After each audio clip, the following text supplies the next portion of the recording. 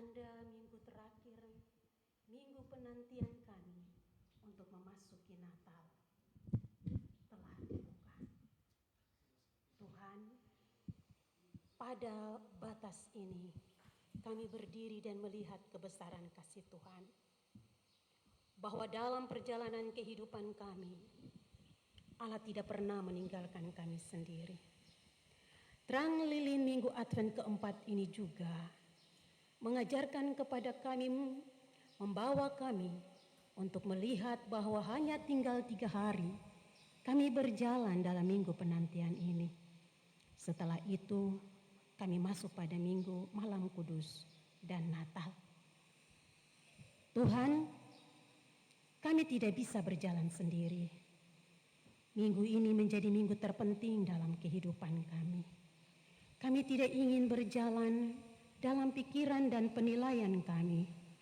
Kami ingin nilai-nilai kami dikoreksi, bahkan diisi dengan kebenaran. Karena kami tahu tidak ada yang sempurna pada kami.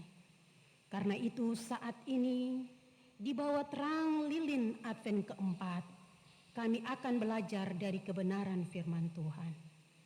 Berikanlah kepada kami Roh-Mu yang kudus.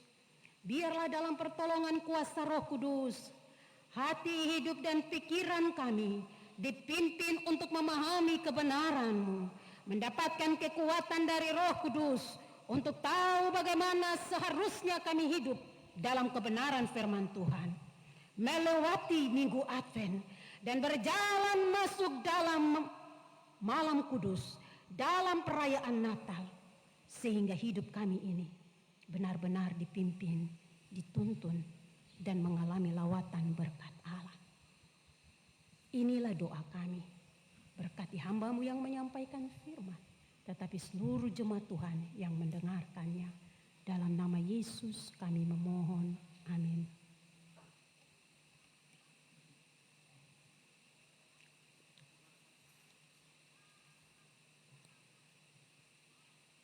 Keluaran pasal 12 ayat 1 hingga ayatnya yang ke-22. Tentang perayaan Paskah. Berfirmanlah Tuhan kepada Musa dan Harun di Mesir. Bulan inilah akan menjadi permulaan segala bulan bagimu. Itu akan menjadi bulan pertama bagimu tiap-tiap tahun. Katakanlah kepada segenap jemaah Israel, pada tanggal 10 bulan ini diambillah oleh masing-masing seekor anak domba menurut kaum keluarga, seekor anak domba untuk tiap-tiap rumah tangga. Tetapi jika rumah tangga itu terlalu kecil jumlahnya untuk mengambil seekor anak domba, maka ia bersama-sama dengan tetangganya yang terdekat ke rumahnya haruslah mengambil seekor menurut jumlah jiwa. Tentang anak domba itu, kamu buatlah perkiraan menurut keperluan tiap-tiap orang. Anak domba itu harus jantan, tidak bercela, berumur setahun. Kamu boleh ambil domba atau kambing. Kamu harus mengurungnya sampai hari yang ke-14 bulan ini. Lalu seluruh jemaah Israel yang berkumpul harus menyembelihnya pada waktu senja. Kemudian dari darahnya haruslah diambil sedikit dan dibubuhkan pada kedua tiang pintu dan pada ambang atas pada rumah-rumah di mana orang memakannya. Dagingnya harus dimakan mereka pada malam itu juga. Yang dipanggang mereka harus makan dengan roti yang tidak beragi beserta sayur pahit. Janganlah kamu memakannya mentah atau direbus dalam air, hanya dipanggang di api, lengkap dengan kepalanya dan betisnya dan isi perutnya. Janganlah kamu tinggalkan apa-apa dari daging itu sampai pagi. Apa yang tinggal sampai pagi, kamu bakarlah habis dengan api. Dan beginilah kamu memakannya. Pinggangmu berikat, kasut pada kakimu, dan tongkat di tanganmu. Buru-burulah kamu memakannya, itulah Paskah bagi Tuhan. Sebab pada malam ini aku akan menjalani tanah Mesir, dan semua sulung dari anak manusia sampai anak binatang akan dibunuh. Dan kepada manusia dan kepada semua Allah di Mesir akan dijatuhkan hukuman. Akulah Tuhan. Dan darah itu menjadi tanda bagimu pada rumah-rumah di mana kamu tinggal. Apabila aku melihat darah itu, maka aku akan lewat daripadamu. Jadi tidak akan ada tulah memusnahkan di tidak ada tulah kemusnahan di tengah-tengah kamu apabila aku menghukum tanah Mesir. Hari ini akan menjadi hari peringatan bagimu. Kamu harus merayakannya sebagai hari raya bagi Tuhan turun-temurun. Kamu harus merayakannya sebagai ketetapan untuk selamanya. Kamu makanlah roti yang tidak beragi 7 hari lamanya. Pada hari pertama pun kamu buanglah segala ragi dari rumahmu. Sebab setiap orang yang makan sesuatu yang beragi dari hari pertama sampai hari ke-7, orang itu harus dilenyapkan dari antara Israel. Kamu adakanlah pertemuan yang kudus, baik pada hari yang pertama maupun pada hari yang ke-7. Pada hari-hari itu tidak boleh dilakukan pekerjaan apapun, hanya apa yang perlu dimakan setiap orang. Itu sajalah yang boleh kamu sediakan. Jadi kamu harus tetap merayakan hari raya makan roti yang tidak beragi. Sebab tepat pada hari ini juga aku membawa pasukan-pasukanmu keluar dari tanah Mesir. Maka haruslah kamu merayakan hari ini turun-temurun. Itulah suatu ketetapan untuk selamanya. Dalam bulan pertama, pada hari yang ke-14 bulan itu, pada waktu petang, kamu makanlah roti yang tidak beragi, sampai kepada hari yang ke-21 bulan itu, pada waktu petang. 7 hari lamanya tidak boleh ada ragi dalam rumahmu, sebab setiap orang yang makan sesuatu yang beragi, orang itu harus dilenyapkan dari antara jemaah Israel. Baik ia orang asing, baik ia orang asli. Sesuatu apapun yang beragi tidak boleh kamu makan. Kamu makanlah roti yang tidak beragi di segala tempat kediaman. Lalu Musa memanggil semua tua-tua Israel serta berkata kepada mereka, pergilah, ambillah kambing domba untuk kaummu dan sembelihlah anak domba Paskah. Kemudian kamu harus mengambil seikat hisop dan mencelupkannya dalam darah yang ada dalam sebuah pasu, dan darah itu kamu harus sapukan pada ambang atas dan pada 2 tiang pintu.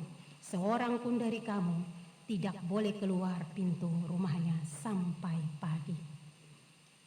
Demikian jauh sabda kebenaran firman Tuhan bagi kita di saat ini. Dikatakan yang berbahagia kita yang membaca dan merenungkan firman Tuhan, tetapi juga memberlakukan firman dalam hidup hari lepas hari. Kemuliaan bagi Yesus Kristus kekal selama-lamanya. Amin. Kita akan memberikan persembahan syukur, mengiringi pemberian persembahan. Kita akan menyanyi bersama dari nyanyian rohani nomor 23 ayat 1 dan seterusnya sampai persembahan selesai dikumpulkan.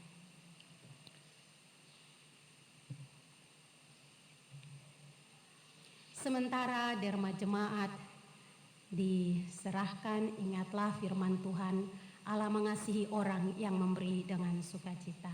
Ya datanglah Immanuel.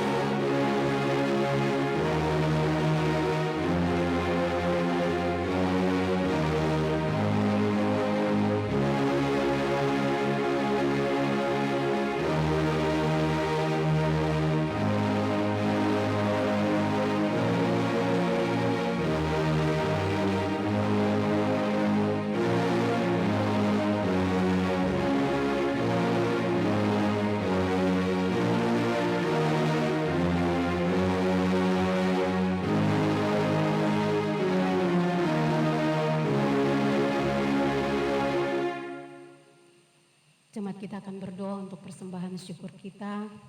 Bersama dengan persembahan syukur, kita akan membawa 34 persembahan pengucapan syukur yang dibawa oleh keluarga ke dalam rumah Tuhan, dan 9 perpuluhan yang juga diberikan oleh jemaat ke dalam rumah Tuhan. Mari kita berdoa. Bapa di dalam nama Yesus, Bapa yang telah memberikan kehidupan dan keselamatan, Bapa yang menegakkan kehidupan kami, membuat kami melihat matahari bersinar kembali. Di tanggal ke-20, Minggu Advent keempat, kami datang menyapa Tuhan dalam persekutuan jemaat di saat ini. Tuhan, hati kami bersyukur memiliki Engkau Allah yang hidup. Sebab di setiap perjalanan kehidupan kami, Allah melengkapi kami dengan begitu banyak berkat-berkat. Berkat makan, minum, dan pakaian. Berkat kekuatan, hikmat, marifat surgawi. Engkau tidak hanya menolong kami ketika kami ada dalam keadaan baik, tapi Kau pastikan sekalipun kami dalam lembah kekelaman, gadamu, tongkatmu selalu hadir memberikan kekuatan dan penghiburan. Engkau Allah kami yang hidup dan tidak pernah meninggalkan kami sedetikmu. Karena itu kami datang dalam syukur. Di tangan majelis jemaat yang berdiri menghadap altar-Mu terletak persembahan-persembahan syukur sebagai sebuah ungkapan iman warga jemaat atas kasih penyertaan Tuhan dalam hidup mereka. Mereka memberi bukan karena mereka memiliki, tetapi mereka memberi karena sebuah kesadaran bahwa segala hal yang mereka punya, alami, rasakan, semua itu datang dari Tuhan. Dan karena itu patutlah mereka mengembalikan. Dalam persembahan jemaat saat ini, Tuhan, kami juga mau berdoa dan menyerahkan 34 keluarga atau pribadi yang membawa pengucapan syukur mereka ke dalam rumah Tuhan. Engkau mengetahui pribadi lepas pribadi. Kau kenal betul cerita hidup mereka. Nilai kesaksian iman yang mendorong mereka membawa syukur itu menjadi sebuah persembahan yang berbau harum. Kesaksian yang berdengung sampai ke surga. Kami beriman kepada Tuhan. Semua yang meletakkan di dalam iman, Tuhan berkenan atas pemberian pengucapan syukur mereka. Lalu Tuhan, biarlah di atas syukur yang mereka alami dan rasakan, Engkau masuk dalam kehidupan mereka dan Engkau menilik mereka. Engkau menjamah mereka. Engkau berjalan bersama dengan mereka dan memastikan bahwa berkat itu pasti menjadi milik mereka. Karena mereka telah meletakkan segala sesuatu hidup mereka dalam iman percaya kepada Tuhan. Kami juga menyerahkan 9 pribadi atau keluarga yang membawa perpuluhan mereka ke dalam tangan Tuhan. Tuhan Yesus, pilih hidup mereka satu persatu. Lihat hidup mereka. Mereka memberi dalam iman percaya kepadamu. Engkau yang mengajarkan kepada kami anak-anakmu, kepada setiap orang percaya bahwa 10% dari hasil usaha kami kembalikan kepada Tuhan. Dan inilah nilai dasar, nilai iman mereka. Mereka mengembalikan dari apa yang Tuhan kasih dalam kerja mereka. Terimalah 1/10 mereka, lalu bukalah tingkap-tingkap langit-Mu dan curahkan berkat dalam setiap kehidupan jemaat Tuhan, supaya dalam segala hal, dalam segala keadaan dan situasi, hidup mereka menjadi berkat. Inilah doa kami, inilah persembahan syukur kami. Terpujilah nama Yesus yang telah memberikan kepada kami kehidupan, keselamatan, dan berkat. Amin.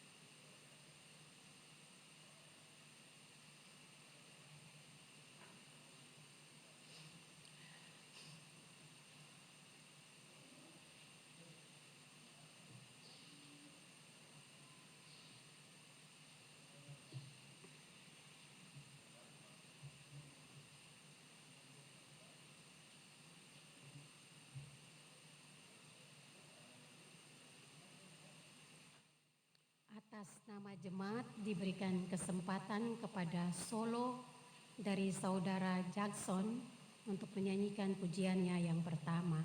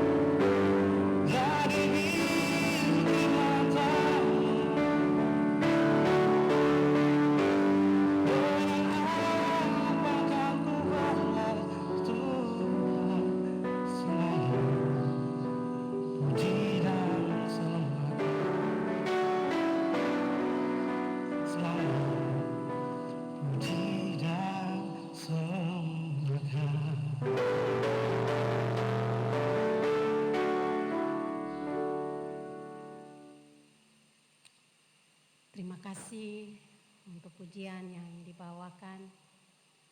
Tuhan memberkati dan biarlah pujian ini juga membuat kita semakin ada dan dekat dengan Tuhan. Shalom. Shalom. Shalom. Ya, puji nama Tuhan. Sekarang kita ada di Minggu Advent keempat. Itu berarti tinggal berapa hari lagi Natal datang. Minggu Advent keempat ini tidak lama, cuma 3 hari saja. Setelah itu masuk malam kudus, kemudian Natal. Jadi kain ungu nih, kemudian nanti akan berubah menjadi kain warna putih. Lambang kemuliaan, di mana semua berpesta karena peristiwa besar yang dinantikan Tuhan, yang dinantikan umat Tuhan, itu menjadi bagian. Tapi juga di batas ini, kita berdiri, merayakan sesuatu yang pernah terjadi dan berlangsung sampai hari ini. Tetapi juga peristiwa itu akan mengantar kita kepada sebuah tujuan akhir, bahwa kita semua pasti masuk surga. Amin. Yesus datang bukan lagi sebagai bayi, tetapi Yesus datang sebagai hakim yang mengadili. Siapa taat dan setia, pasti surga menjadi miliknya. Tetapi siapa yang tidak taat dan setia, itu juga ada upahnya. Tapi di tempat ini, kita tidak mengadili siapa yang lebih baik dan lebih benar, dan siapa yang paling berdosa. Karena di batas ini, kita sama-sama diperbaiki dan diisi oleh firman Tuhan. Jemaat yang diberkati oleh Tuhan, anak tangga ke-20 itu juga berarti tinggal 11 hari kita masuk tahun baru. Tidak terasa 2020 sudah mau selesai dan 2021 akan datang. Lihat sekeliling, puji nama Tuhan, masih bisa lihat wajah ini. Ya toh? Lihat di samping, tatap. Karena cerita hari ini belum tentu sama dengan tahun baru nanti. Semua rahasia toh? Tapi mari kita menikmati apa yang Tuhan kasih, supaya kita selalu mengucap syukur.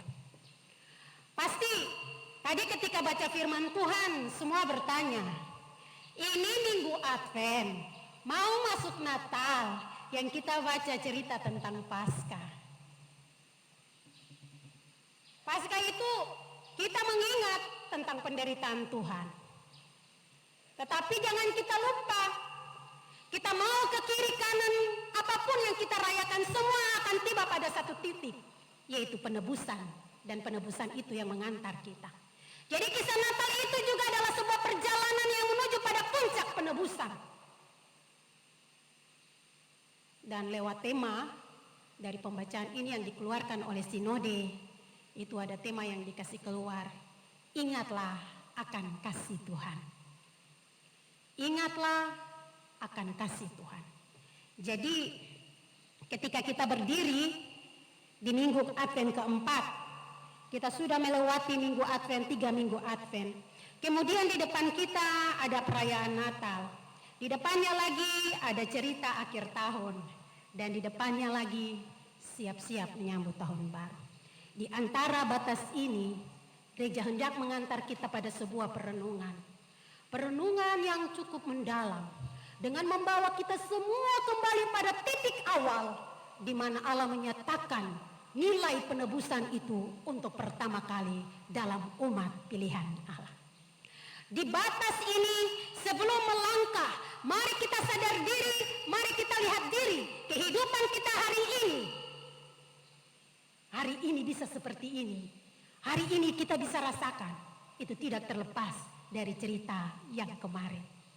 Jadi ada istilah begini. Kita hari ini itu produk masa lalu. Kita hari ini itu produk masa lalu.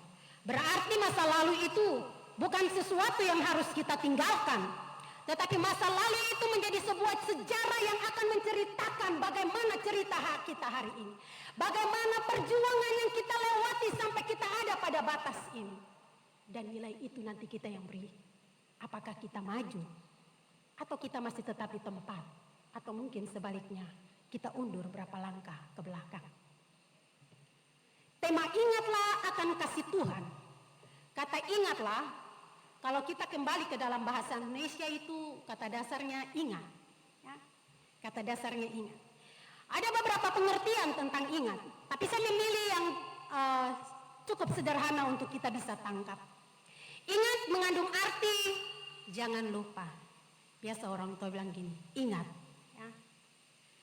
Mama suruh beli garam, ini sudah sebanyak 10, terus mama balik, ingat jangan kau lupa. Kata ingatlah juga menunjukkan pikirkan lagi, pikir kembali, pikirkan lagi.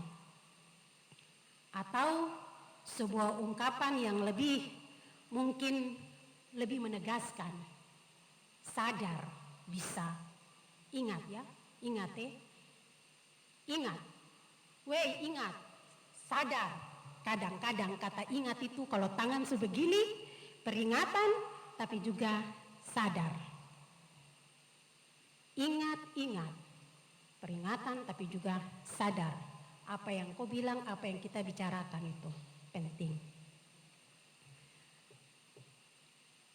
Kata ingat, di sini diarahkan bagaimana kita mengingat tentang sesuatu, yaitu ingat akan kasih Tuhan. Sebelum kita menunjuk pada apa yang diarahkan, apa yang harus kita ingat, kata ingat sendiri mengarahkan kepada sebuah makna, ajakan atau seruan untuk melawan lupa.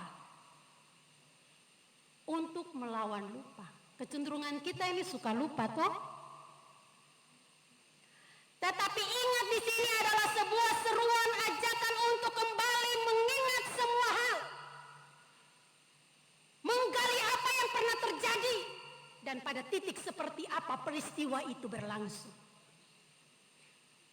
Usaha memikirkan kembali rentetan peristiwa penting yang pada akhirnya akan menumbuhkan sebuah kesadaran bahwa ternyata apa yang terjadi memiliki nilai yang kuat yang telah membentuk saya hari ini. Menjadi sebuah dasar, memiliki makna yang penting, sehingga cerita kemarin itu tidak harus dilupakan, tetapi harus dibawa, dipegang, dihargai, dan dihormati. Peristiwa mengingat adalah peristiwa menghargai apa yang pernah terjadi. Yang diminta lewat tema ini adalah mengingat akan kasih Tuhan. Kasih Tuhan itu, kasih sendiri itu menunjukkan pada sifat Allah. Allah yang maha kasih. Kasihnya itu dinyatakan dalam proses penebusan. Kasih Allah itu juga nyata dalam pengampunan. Sekalipun Keluaran pasal 20 ayat yang kelima pada hukum yang kedua, itu jangan ada padamu Allah lain di hadapanku. Jangan membuat bagimu patung yang menyerupai apapun, yang ada di langit di atas, yang ada di bumi di bawah, yang ada di dalam air di bawah bumi. Ayat 5 bilang apa? Jangan sujud menyembah kepadanya atau beribadah kepadanya, sebab aku Tuhan Allahmu adalah Allah yang cemburu. Dan kecemburuan Allah tuh tidak ada yang bisa lawan. Kalau dia sudah cemburu, tidak ada satu kekuatan yang dapat menahan kecemburuan dia. Sekalipun demikian, dia juga mau menunjukkan kasihnya itu, kasih yang tanpa batas. Dia bisa marah, tetapi di satu sisi ketika dia lihat orang itu sadar diri, merendahkan diri, dia akan mengampuni. Kisah tentang Niniwe, dia suruh Yunus pergi kasih peringatan dan hukuman akan datang. Tetapi ketika orang Niniwe mendengar itu, mereka merendahkan diri dan meminta ampun. Tuhan kemudian mengampuni. Yunus marah-marah. Kok bikin sampai saya kasih orang hukuman datang tiba-tiba rubah itu bagaimana? Ya, tapi Tuhan bilang apa? Saya yang menentukan. Kalau saya mau, pasti akan terjadi. Jadi Allah itu juga Allah yang maha pengampun. Tema ingatlah akan kasih Tuhan adalah sebuah perenungan di mana gereja menginginkan seluruh warga jemaat Tuhan dalam Advent keempat ini mau kembali melihat ke belakang. Seberapa besar kasih Allah, cinta Allah, anugerah Tuhan yang dialami dalam sepanjang hidup ini. Bagaimana kita mengalami perjumpaan, bagaimana kita meresponi, dan bagaimana kita menata hidup kita untuk masuk pada perayaan Natal itu. Jemaat yang diberkati oleh Tuhan kita Yesus Kristus. Keluaran pasal 12. Keluaran pasal 12 sendiri adalah sebuah bagian yang menceritakan tentang proses keluarnya bangsa Israel dari tanah Mesir. Proses penebusan yang dilakukan oleh Allah kepada bangsa Israel ketika mereka ada di tanah Mesir. Dalam sejarah Israel, untuk pertama kali Israel disebut sebagai umat Allah itu ketika mereka ada di Mesir. Maksudnya sebuah bangsa, minta maaf. Disebut sebagai sebuah bangsa, diakui sebagai sebuah bangsa, itu ketika mereka ada di Mesir. Ketika mereka belum punya apa-apa, masih dalam jumlah yang besar, itu saja sudah menjadi sesuatu yang menakutkan Raja Firaun. Mereka belum punya istana, mereka belum punya tentara, tapi ada sebuah kecemasan yang muncul di hati Firaun dengan seluruh pejabat yang ada di istana itu. Terlalu besar jumlah Israel ini. Kalau mereka bersepakat dan kemudian kembali untuk menantang kita, pasti kita kalah karena kita kalah dalam jumlah. Dan karena itu mereka bersepakat untuk semakin memperberat pekerjaan mereka dan menjadikan mereka budak. Bahkan mereka membatasi perkembangan mereka. Anak laki-laki orang Israel itu dibunuh. Ini sebuah peristiwa yang mengingatkan Israel baru saja bertumbuh, itu sudah menggetarkan. Keberadaan mereka dalam nilai yang jumlah yang besar saja itu sudah cukup mempengaruhi Raja Firaun, Raja Mesir. Dan di sini terlihat bagaimana penyertaan Allah, bahwa jumlah Israel itu menunjukkan bagaimana Allah memberkati. Janji Allah kepada Abraham, aku akan menjadikan keturunanmu itu sebanyak pasir di laut dan bintang di langit. Tidak terhitung. Dan itu terjadi ketika mereka ada di Mesir. Dalam keberadaan mereka sebagai umat Tuhan yang kemudian diperbudak, Allah hadir dan menyatakan keselamatan itu. Proses keluarnya bangsa Israel dari Mesir adalah tindakan penebusan Allah bagi bangsa Israel. Pembebasan yang diberikan oleh Allah kepada bangsa Israel itu juga bisa disebut sebagai keluaran ilahi. Karena apa? Semua proses keluarnya bangsa Israel dari Mesir itu dipimpin langsung, diarahkan langsung, ditentukan langsung oleh Tuhan. Perikop tentang perayaan Paskah. Dalam perjanjian lama, Paskah itu juga disebut sebagai, atau yang biasa disebut dalam bahasa Ibrani Pesah, melewati, menuju kepada peristiwa di mana pada proses Allah memberikan tulah ke-10. Allah memberikan sebuah arahan, memanggil Musa dan Firaun, mengarahkan mereka untuk melakukan sebuah proses perjamuan malam yang kemudian disebut sebagai Paskah. Dalam perayaan Paskah ini, semua orang Israel akan diarahkan pandangannya kepada perbuatan Allah yang besar, bagaimana Allah membebaskan bangsa Israel keluar dari tanah Mesir. Ada bagian-bagian proses yang kalau kita pelajari dari ayat pertama sampai ayat yang ke-13 itu Allah mengarahkan mereka bagaimana pelaksanaan, bagaimana mereka harus melakukan Paskah yang baik menurut kehendak Allah. Ada lambang-lambang yang dipakai yang mengarah kepada proses penebusan. Yang pertama, anak domba. Anak domba itu menjadi sebuah bagian terpenting dalam proses Paskah pada saat itu.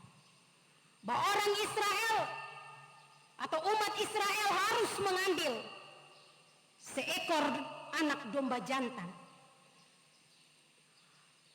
Mereka harus menyembelihnya pada hari ke-14. Tidak direbus, tidak dimakan mentah, tapi wajib dipanggang. Darah darah dari anak domba itu kemudian diminta untuk dioles pada 2 tiang-tiang pintu dan ambang atau bagian atas pintu. Ini sebagai lambang bagaimana Allah akan membuat perbedaan antara umat pilihan Allah dan bangsa Mesir itu. Jemaat yang diberkati Tuhan,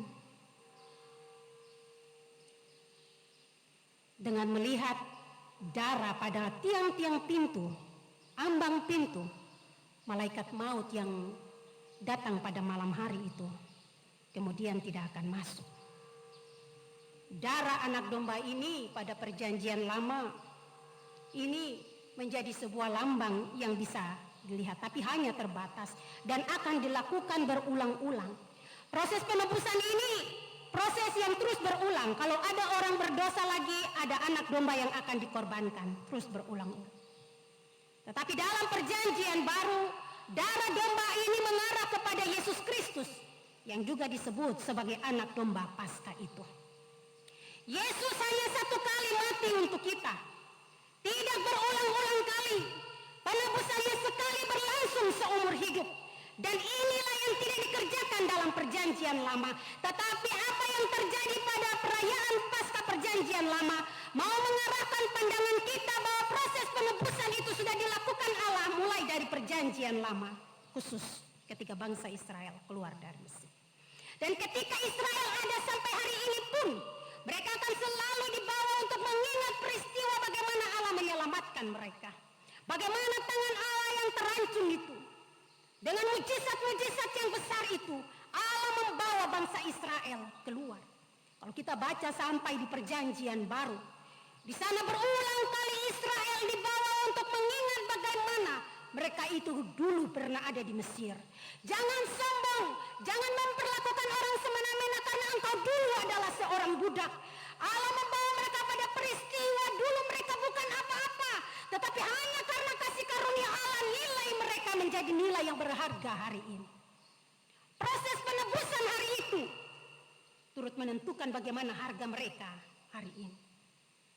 Dan lewat tema ingatlah akan kasih Tuhan sedang mengajak baik Israel tetapi juga umat Tuhan hari ini untuk selalu ada, untuk selalu sadar diri bahwa keberadaan kita bahkan Israel hari ini tidak pernah lepas dari bagaimana Allah memulai pekerjaan awal dari Abraham sampai masuk kepada Israel, dan keselamatan itu terus berlangsung dari dalam Yesus Kristus sampai pada hari ini kita berada. Karena itu tema ingatlah akan kasih Kristus mau mengajak kita untuk selalu bersyukur, selalu sadar diri. Kita tidak pantas bermegah diri atas apa yang kita punya. Tetapi kalau kita mau bermegah diri, maka kita bermegah karena kita memiliki Allah yang hidup. Ada di minggu Advent keempat, adalah bagian di mana kita berdiri untuk mengingat akan kebesaran kasih Allah dalam hidup kita. Kalau bilang mengingat kasih Allah, maka kita akan mengingat tahun ini. Tentu tahun ini menjadi tahun yang berbeda. Ya, berbeda dari tahun-tahun sebelumnya. Tahun ini saudara saya kita berjalan dalam sebuah ketegangan yang cukup tegang. Dalam ketakutan, dalam was-was, dalam khawatir, ya. Karena situasi yang terjadi. Ketakutan ini bukan hanya menjadi milik kita warga jemaat Maranatha. Bukan hanya menjadi milik Papua. Bukan hanya menjadi milik Indonesia. Tetapi menjadi milik semua umat manusia di muka bumi ini. Peristiwa yang terjadi di tahun ini melemahkan semua lini kehidupan manusia.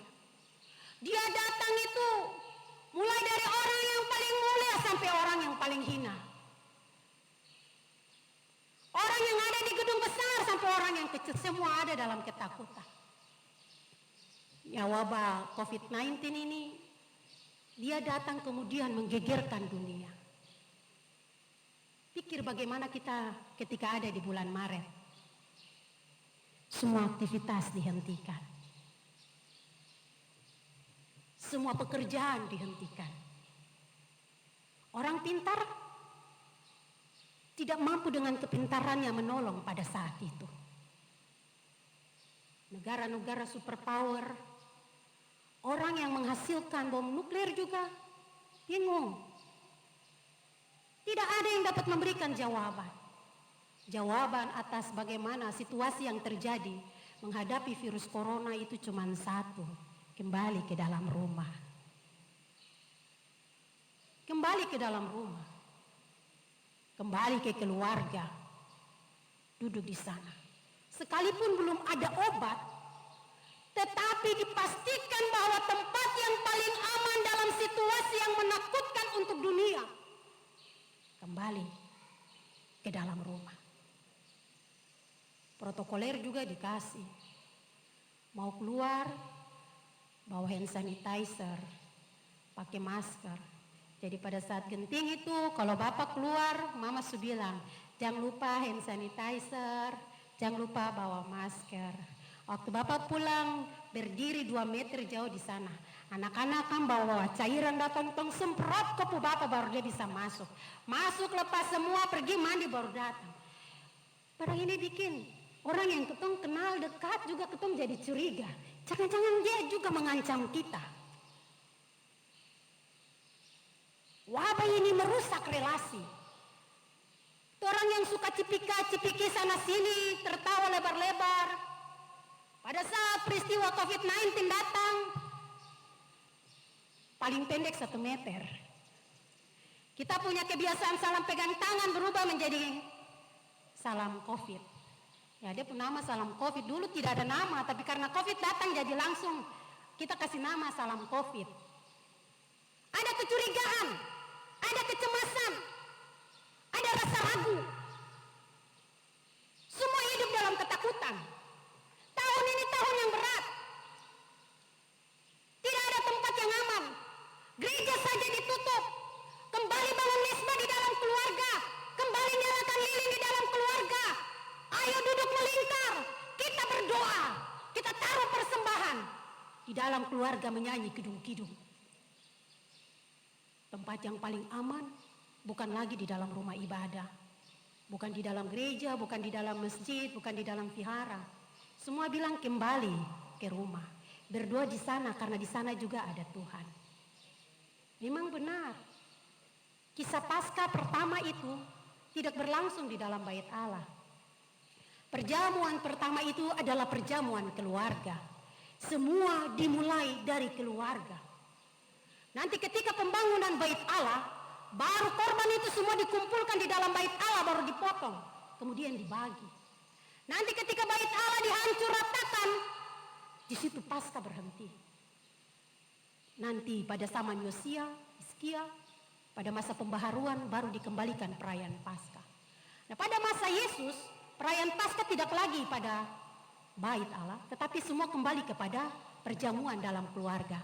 Itulah sebabnya Yesus duduk dengan para muridnya dan mereka melakukan perjamuan malam. Intinya, dalam proses yang kita hadapi, dalam kegentingan, dalam ketakutan, dalam bahaya, keluarga itu Tuhan pakai sebagai alat untuk kita duduk bersama, merasakan damai dan sukacita. Orang melewati juga dalam ketakutan. Waktu corona, dengar kematian itu semua orang gemetar. Macam seperti tidak ada yang pernah meninggal. Kita sepertinya tidak pernah mengalami kematian. Kita pernah mengalami kematian, maksudnya melihat kematian. Kematian itu datang dalam hidup kita. Kita melihat orang-orang kekasih kita dipanggil oleh Tuhan. Tetapi ketika corona datang, sepertinya itu 2 kali lipat dia punya rasa takut. Ada kecurigaan, berusaha untuk melindungi diri. Kematian pada zaman corona itu, pada waktu corona itu sesuatu yang sangat menakutkan. Dalam situasi ini coba kita pikir, bagaimana kita mengalami kasih Allah itu. Mari kita kembali kilas balik. Melihat bagaimana kita mengalami perjumpaan dengan kasih Allah. Ketika segala sesuatu berubah. Ketika dunia ini sudah tidak ada tempat yang aman. Apakah Tuhan tetap memilih ada di sorga dan tidak datang melihat kehidupan kita? Tidak, Bapak Ibu. Dia Allah yang Maha Pengasih. Dia Allah yang luar biasa. Dia tidak pernah membiarkan kita sendiri. Benar ada masa di mana kita benar-benar ada di dalam ketakutan, ada di dalam rumah. Tetapi Ia menolong kita untuk bisa melewati semua itu. Sampai kita ada saat ini. Ada orang-orang yang kita kasihi di tahun ini. Pulang dan kembali ke rumah Bapa. Mungkin karena corona, mungkin juga karena sakit yang lain. Tapi apakah dalam situasi itu lantas kasih Allah berhenti? Dan kita bilang Allah tidak ada di dalam kehidupan kita. Tidak, Bapak Ibu. Sebenarnya nilai terbesar yang kita dapat dalam peristiwa di tahun ini, Allah sedang membawa kita semua bahwa yang menjadi standar damai dan aman itu harus kembali dalam keluarga. Karena jemaat mula-mula itu ada di dalam keluarga. Dalam peristiwa ini juga kita dibawa untuk mengucap syukur. Allah itu baik dalam segala situasi dan peristiwa yang kita alami di tahun 2020 ini. Allah tidak pernah meninggalkan kita.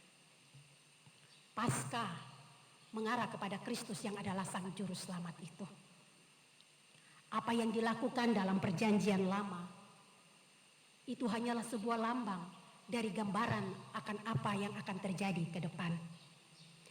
Hanya sebuah bayangan, sedangkan Yesus Kristus itu adalah sebuah kepastian dan penggenapan dari gambaran itu. Karena itu kalau kita baca di 1 Korintus pasal 5 ayat 78, di sana dikatakan, buanglah ragi yang lama itu supaya kamu menjadi adonan yang baru. Sebab kamu memang tidak lagi beragi. Sebab anak domba Paskah kita yang telah disembelih, Dia adalah Yesus Kristus. Karena itu marilah kita berpesta bukan dengan ragi yang lama, bukan pula dengan ragi keburukan dan kejahatan, tetapi dengan roti yang tidak beragi, yaitu hidup yang murni dan ada di dalam kebenaran. Persekutuan yang diberkati oleh Tuhan kita Yesus Kristus. Di batas ini kita diajar untuk mengalami sebuah perjumpaan dengan kasih karunia Allah. Ketakutan, kegetiran hati, berbagai macam rasa yang kita alami di tahun ini.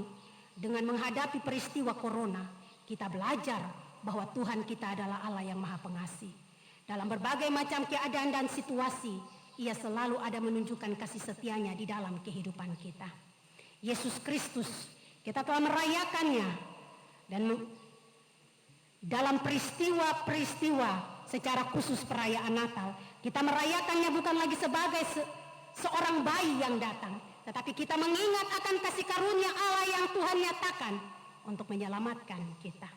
Dan karena itu mari di minggu Advent keempat, dengan mengingat kembali peristiwa kasih karunia yang Allah nyatakan dalam kehidupan kita lewat perjalanan hidup di tahun ini, maka di minggu Advent ini, Bapak Ibu jemaat Tuhan, kita datang dalam syukur kita bahwa Allah yang kita sembah, Allah yang telah menuntun kita, banyak kasih setianya telah Ia nyatakan dalam kehidupan kita.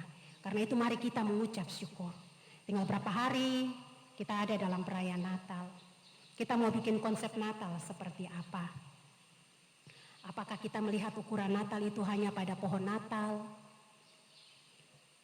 pada lambang-lambang yang ada? Dan nanti kalau setelah Natal selesai, pohon Natal kita kasih lepas, kita simpan, lambang-lambang yang ada kita kasih turun.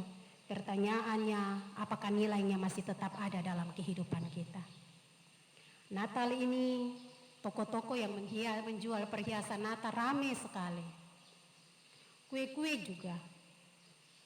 Siapa teman tanya, pendeta nanti Natal kau rayakan seperti apa? Saya bilang, kawan, perayaan Natal mungkin hari ini saya rayakan dalam kesederhanaan saja. Satu hal yang saya tahu, Tuhan sudah buat saya masih tetap hidup dan merasakan anugerah. Saya cuma minta supaya semoga di Natal ini saya mengalami perjumpaan yang lebih dekat lagi dengan Tuhan. relasi yang lebih kuat lagi dengan Tuhan, supaya saya bisa berjalan lebih baik di tahun yang baru. Tuhan Yesus sudah lahir di hati kita. Tuhan Yesus ada saat ini. Perayaan Natal kita akan datang, itu akan datang dan menjadi bagian dalam hidup kita. Yesus ada kemarin, hari ini tidak berubah. Kalau dalam Natal kita minta Tuhan berdiri di depan kita, Tuhan hanya minta satu. Bagaimana kita tetap kuat dalam membangun sebuah relasi kedekatan dengan Dia. Ada perubahan. Dan Natal tahun ini mari kita tetap mempertahankan konsep kembali ke keluarga. Berdoa bersama dengan keluarga. Mau bilang Natal baru belum berdamai itu bagaimana? Mau bilang Natal baru belum bisa pegang tangan itu bagaimana? Ada pelayanan perjamuan pastoral. Di situ proses perdamaian berlangsung. Kita bilang kita Natal tapi kita belum berdamai suami istri. Sebenarnya Natal itu hanya sebuah simbol dan lambang. Dia belum sampai di hati. Bapak Ibu, kita bisa saja merayakan Natal, tapi kita juga bisa berjalan menuju kepada akhir zaman. Kita tidak tahu akhir zaman itu kapan datang. Tapi yang pasti gunakan Natal ini untuk berdamai. Berdamai dengan sesama. Karena Natal itu bercerita tentang bagaimana Allah datang dan mendamaikan. Kalau kita merayakan Natal, tapi kita tidak berdamai, sebenarnya Natal itu belum ada dalam kehidupan kita. Karena itu gunakan momen Natal, di mana keluarga duduk bersama, saling mengampuni satu dengan yang lain, kemudian membangun komitmen bagaimana kita hidup dalam kasih karunia yang Tuhan nyatakan dalam kehidupan kita. Kiranya Tuhan memberkati kita dengan firman-Nya. Amin.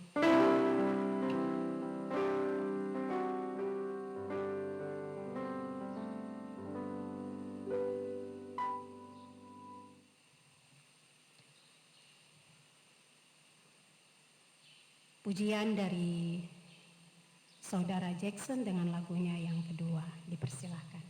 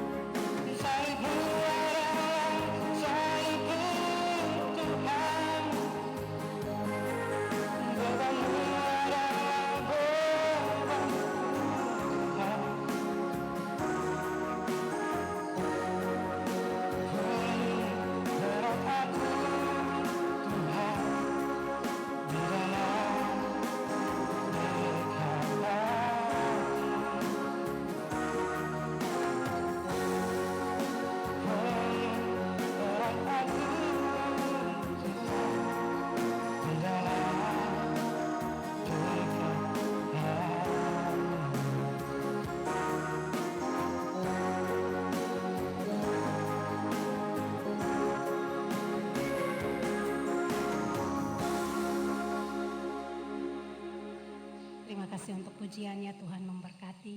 Jemaat diundang berdiri, kita akan mengikrarkan pengakuan iman rasuli. Dan setelah mengikrarkan pengakuan iman rasuli, kita akan menyanyi memuji Tuhan dari Rohani nomor 20. Rohani nomor 20 ayatnya yang ketiga. Dalam persekutuan dengan gereja Tuhan dari segala zaman dan di segala tempat, mari kita mengaku kepercayaan kita. Aku percaya kepada Allah, Bapa yang Maha Kuasa, Khalik langit dan bumi, dan kepada Yesus Kristus anaknya yang tunggal, Tuhan kita, yang dikandung daripada Roh Kudus, lahir dari anak darah Maria, yang menderita di bawah pemerintahan Pontius Pilatus, disalibkan, mati dan dikuburkan, turun ke dalam kerajaan maut. Pada hari yang ketiga, bangkit pula dari antara orang mati, naik ke sorga, duduk di sebelah kanan Allah, Bapa yang Maha Kuasa, dan akan datang dari sana untuk menghakimi orang yang hidup dan yang mati. Aku percaya kepada Roh Kudus, gereja yang kudus dan am, persekutuan orang kudus, pengampunan dosa, kebangkitan daging, dan hidup yang kekal. Sehingga kita akhirnya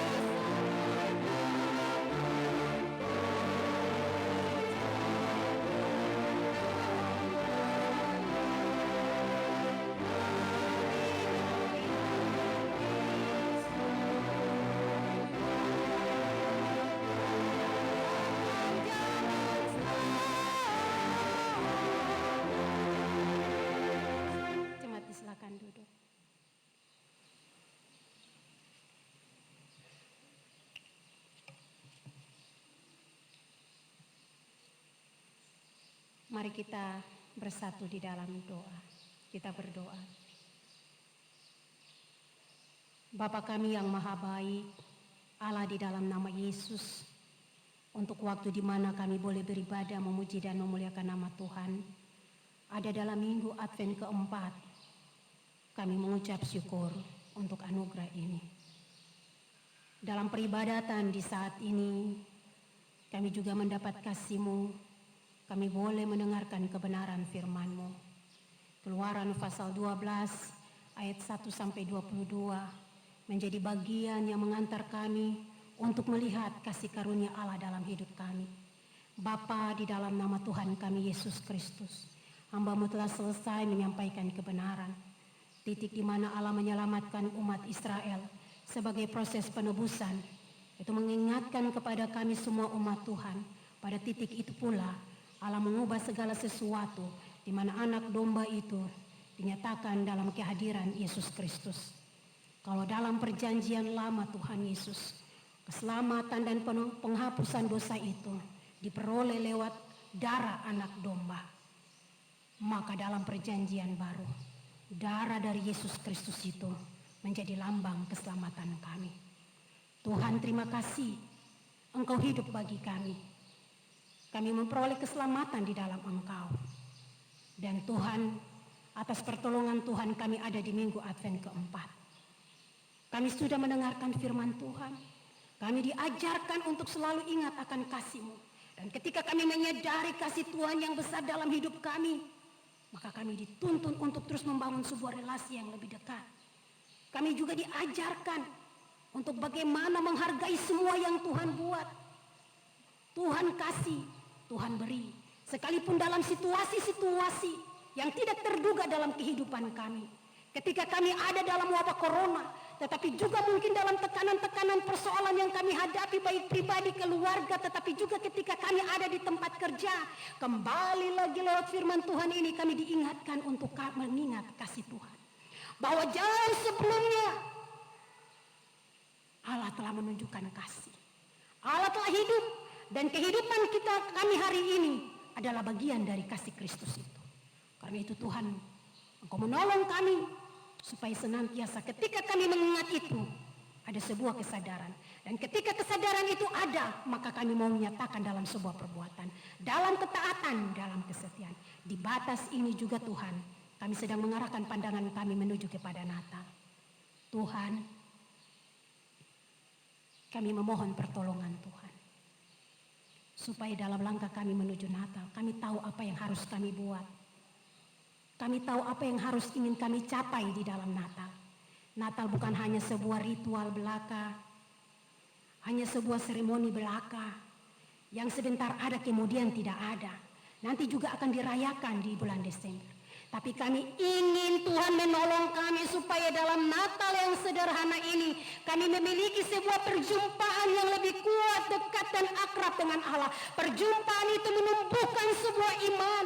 Perjumpaan itu menambahkan nilai kedekatan, nilai kasih, nilai cinta yang mempererat dan membangun sebuah komitmen bahwa hidup kami mau tetap bersama dengan Allah apapun itu keadaannya.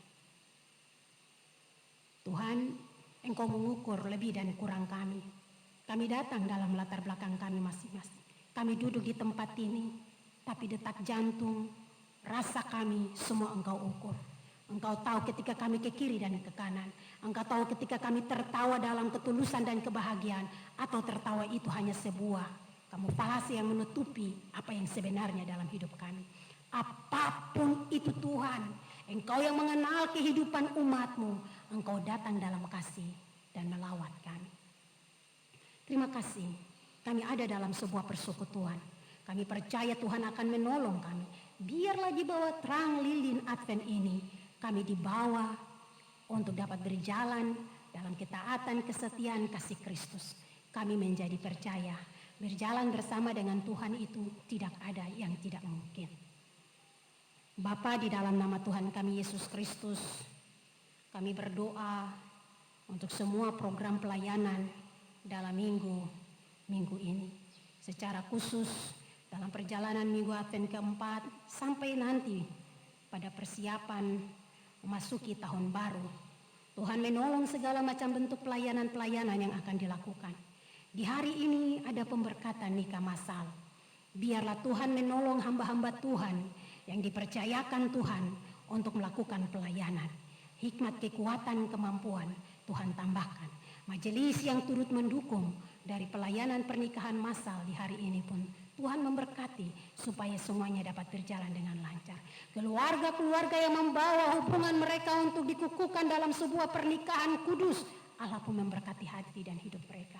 Supaya mereka datang bukan hanya melakukan sebuah ritual supaya mendapat pengakuan dinikahkan secara kudus.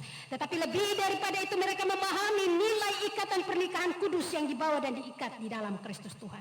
Hingga mereka mau mempertanggungjawabkan pengakuan mereka itu. Baik hari ini tetapi juga nanti. Baik terhadap gereja tetapi juga pasangan masing-masing. Baik kepada Tuhan dan diri mereka. Bapa, di dalam nama Yesus Kristus, kami berdoa Tuhan Yesus, untuk berbagai macam bentuk pelayanan, baik ibadah malam kudus, baik ibadah Natal pertama, Natal kedua, tetapi juga kami berdoa Tuhan untuk Natal jemaat.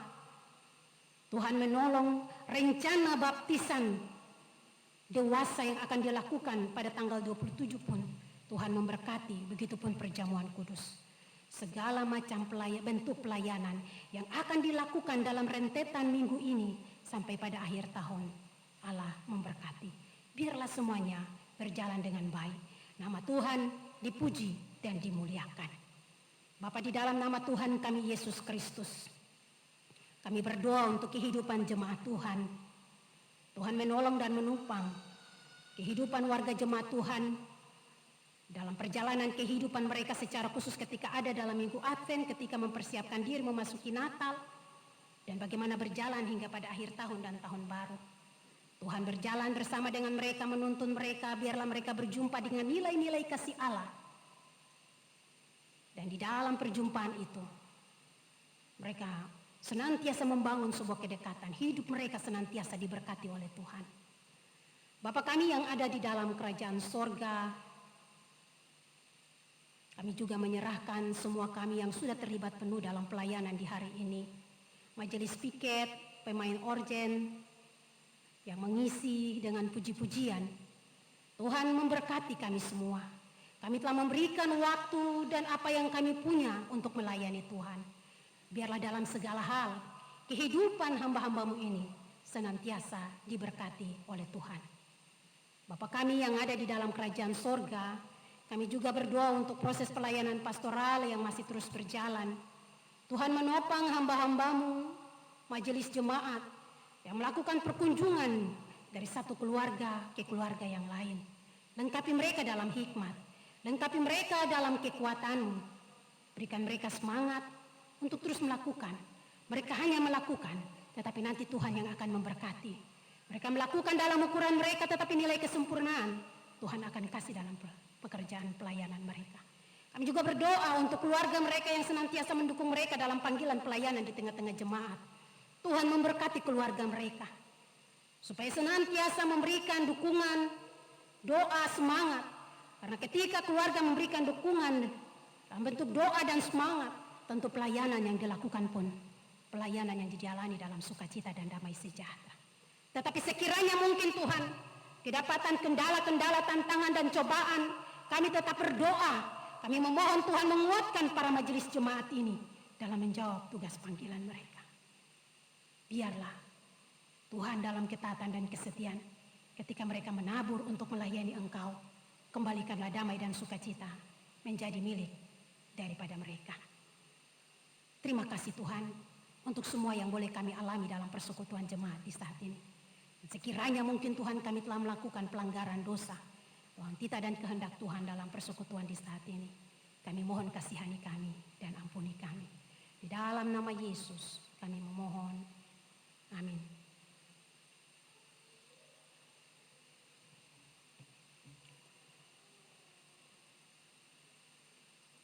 Kita akan mengakhiri ibadah dengan menyanyi dari Rohani 159 ayat 1 dan 3. Namun sebelumnya saya mengingatkan kepada jemaat bahwa setelah berkat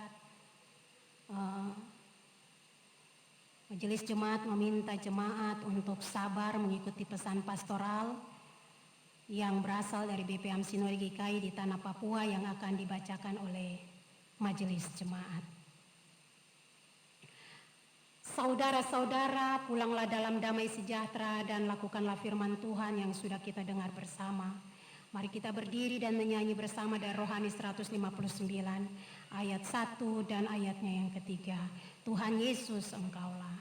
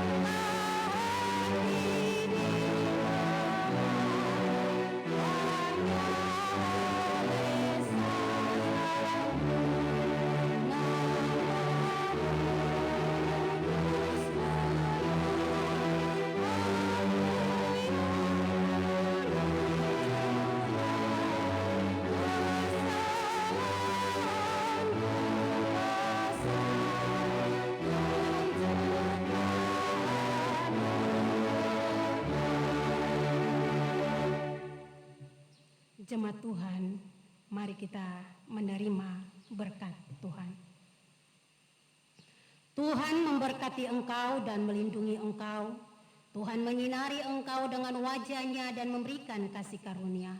Tuhan menghadapkan wajah-Nya kepadamu dan memberi engkau damai sejahtera.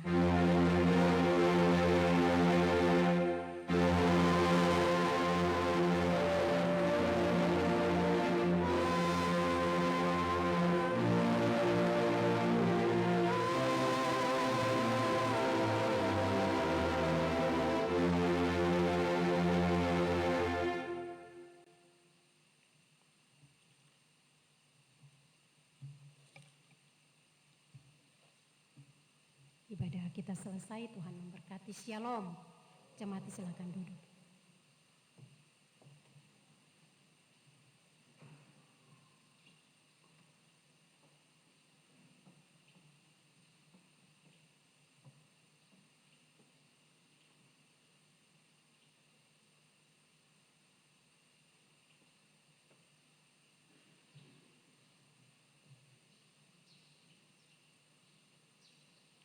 Bapak Ibu dimohon kesabaran untuk mendengarkan pesan pastoral dari BPAM Sinode. Gereja Kristen Injili di Tanah Papua, anggota Persekutuan Gereja-Gereja di Indonesia, Badan Pekerjaan Sinode GKI di Tanah Papua. Pesan pastoral Badan Pekerjaan Sinode Gereja Kristen Injili di Tanah Papua memasuki masa raya Natal 2020 dan Tahun Baru 2021 di Tanah Papua. Salam Advent dan salam sejahtera. Badan Pekerjaan Sinode GKI di Tanah Papua menyampaikan salam hormat kepada seluruh warga GKI di Tanah Papua, warga denominasi gereja yang ada di Tanah Papua dan seluruh masyarakat secara umum yang mendiami di Tanah Papua, di gunung, di lembah, di sungai, di pesisir pantai dan pulau-pulau serta kota, dan kampung-kampung dan seluruh yang ada di dalamnya. Tuhan Allah Sang Pemilik kuasa dan hidup, agar semuanya tetap di dalam pemeliharaan dan selalu menjaga kehidupan yang bersatu demi kehidupan yang lebih baik, lebih harmoni dari sekarang ini. Kepada seluruh pimpinan lembaga pemerintah TNI Polri, DPRD, MRP, tua-tua adat, Ondo Afi, Ondo Folo, para koranu, kepala suku, lembaga keagamaan, lembaga swadaya masyarakat, tokoh pemuda perempuan, serta seluruh paguyuban kerukunan yang ada di Tanah Papua. Kami menyampaikan salam hormat dan kasih serta selalu sehat dan kuat dalam mengayomi anggota-anggota yang dipimpinnya, serta semakin berhikmat dan santun dalam menjunjung nilai-nilai persatuan dan kesatuan demi kehidupan hidup bersama dalam berbangsa dan bernegara secara khusus di Tanah Papua. Saudara-saudara yang dikasihi oleh Tuhan Yesus Kristus, menghadapi perayaan Natal 2020 dan Tahun Baru 2021, kita disuguhkan dengan tema dan mereka menamakannya Immanuel. Matius 1 ayat 23. Dalam Alkitab terjemahan sehari-hari dan akan menamakan dia Immanuel. Dalam terjemahan lain, yang terpenting dalam tema tersebut, bahwa Immanuel adalah tanda yang diberikan sejak zaman perjanjian lama, sejak bangsa Israel akan memasuki peradaban di bawah pemerintahan Raja Ahaz untuk melawan Asyur. Kala itu hati Raja Ahaz gemetar ketakutan seperti pohon-pohon hutan ditiup angin. Tanah Papua adalah mimbar, adalah miniatur Indonesia, di mana semua etnis suku ada di sini, dan semua adalah ciptaan Tuhan yang sama dan memiliki kesempatan yang sama dalam mengembangkan talenta hidup dengan baik di Tanah Papua.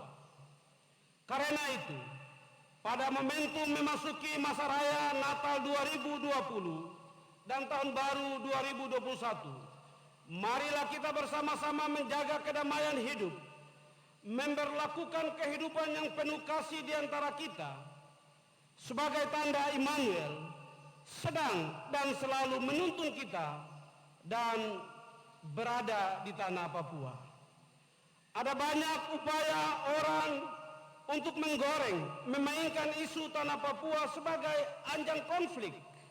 Karena itu, sebagai pimpinan GKI di Tanah Papua, sebagai gereja yang diperkenankan Tuhan berdiri di atas tanah ini, kami mengajak seluruh komponen khususnya warga GKI di tanah Papua untuk menghindari berita-berita hoax dan jangan terprovokasi dengan upaya apapun bernuansa sentimen untuk memecah belah keutuhan kita di tanah Papua, apalagi menjelang perayaan Natal dan Tahun Baru.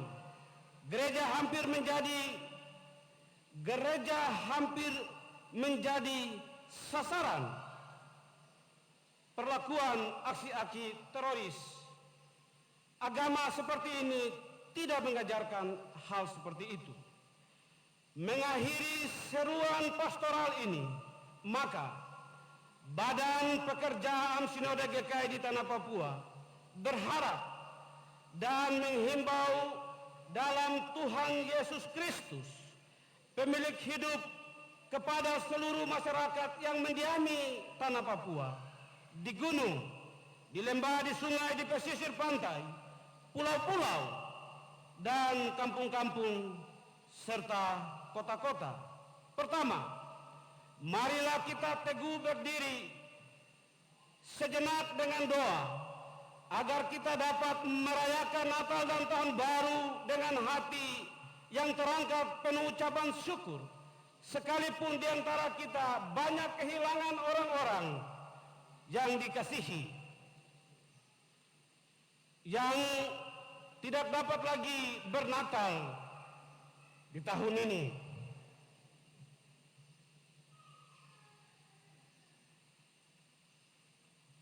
Namun percayalah, tanda Immanuel sudah ada di hati, pikiran, dan iman kita masing-masing.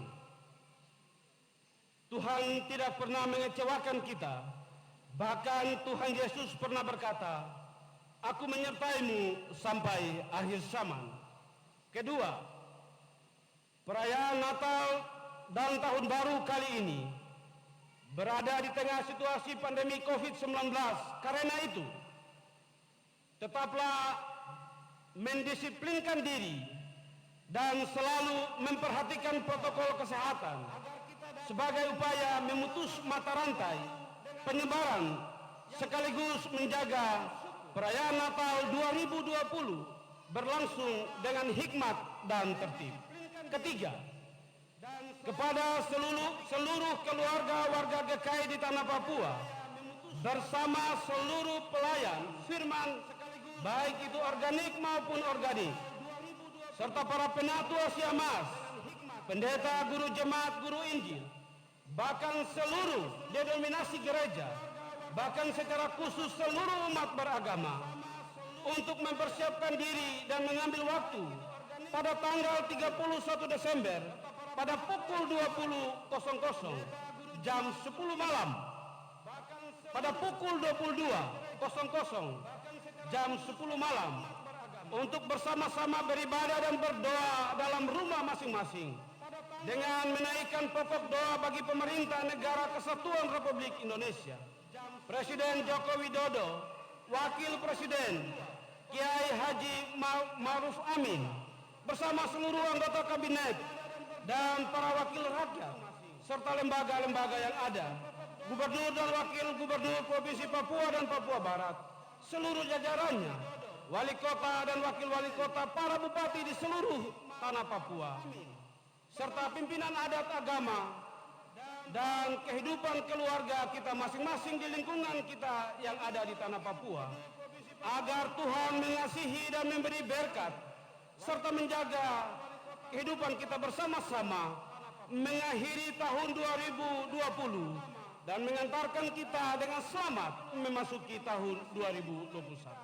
Keempat, kepada para orang tua dan orang dewasa lainnya untuk membantu ketertiban selama waktu ibadah dan berdoa, seperti yang disampaikan pada butir ketiga di atas, agar bersama-sama menertibkan bunyi-bunyian baik berupa petasan maupun sejenisnya, agar kekhususan ibadah kita dapat tercipta secara bersama-sama dengan baik dan penuh kasih dan hormat kepada Tuhan.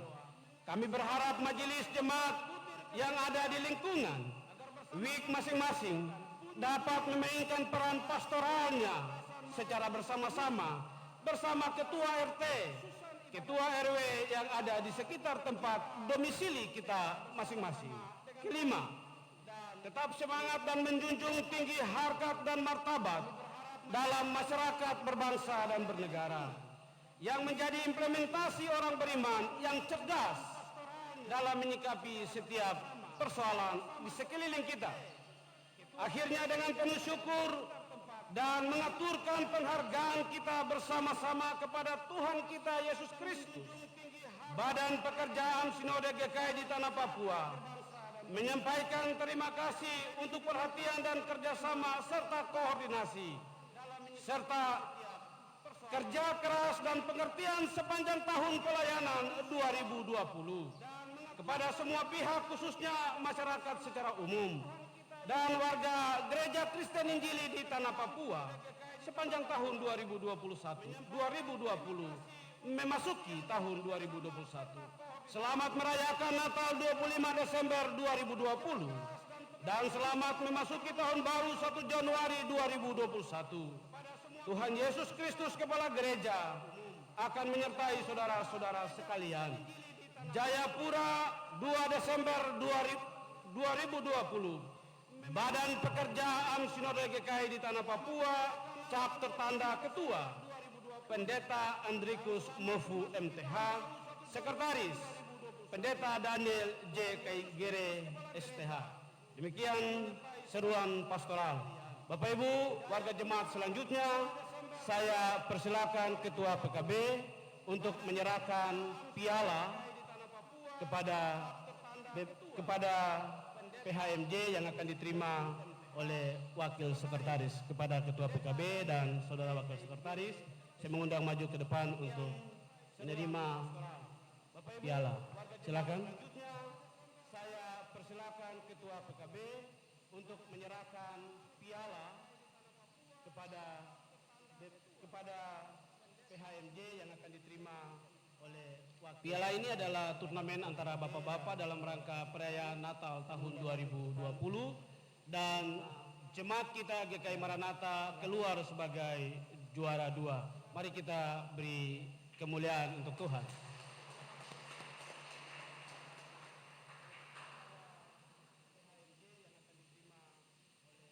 Piala ini adalah turnamen antara bapak-bapak dalam rangka perayaan Natal tahun 2020 dan jemaat kita GKI Maranatha keluar sebagai juara 2. Mari kita beri kemuliaan untuk Tuhan.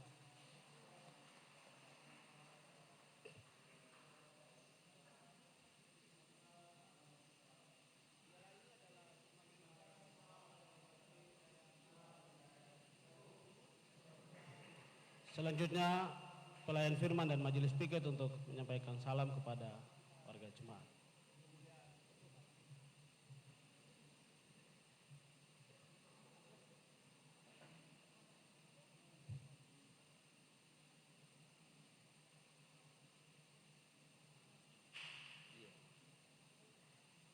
Selanjutnya pelayan firman dan majelis piket untuk